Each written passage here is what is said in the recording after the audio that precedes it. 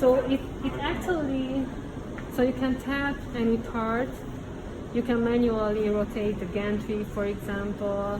We will manually move the zoom motor. So this is the 289 millimeter position, is the maximum field of view position. So the middle is about 150, I guess, or something.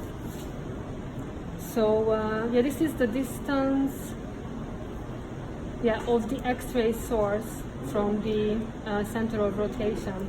So if we increase the zoom motor or the zoom level, so if we use the maximum zoom position, that's the highest by default, in order to have that 20 microns, so that's not the ultra high zoom.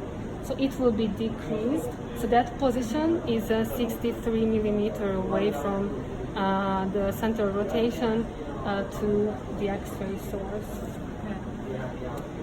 You can also move the table palette manually, so with the arrows. So now it's going back.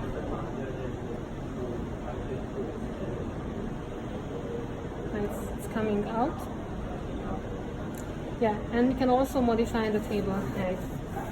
So the table height for the spec is usually 0. So that is the center of the system. Yeah, it's the end position, so you cannot make it more out.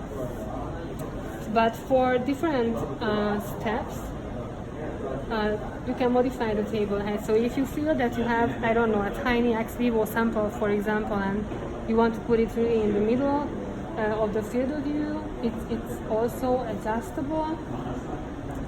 And what is important here, because the apertures are detected automatically, so you don't need to select them. But what is not detected automatically is the palette type that you use. So you have to say that, so for example, if we switch from the red bed to the mouse bed, we have to say that, so we have to press the palette exchange, skip moves, and now we can select all the other beds. I don't think that you have the dual mouse, do you? We don't have it. No. Okay, so I will modify this list later.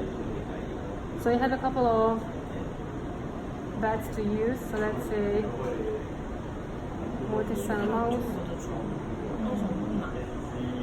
And it's important to choose the bed which you are really about to use, so which is physically docked to the docking unit. Okay, because all the parameters like the diameter, the length, and everything is different from pallet to pallet type.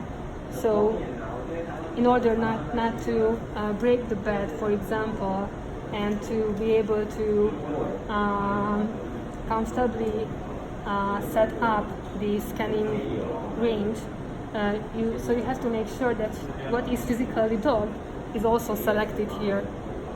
Okay. Can someone just try to select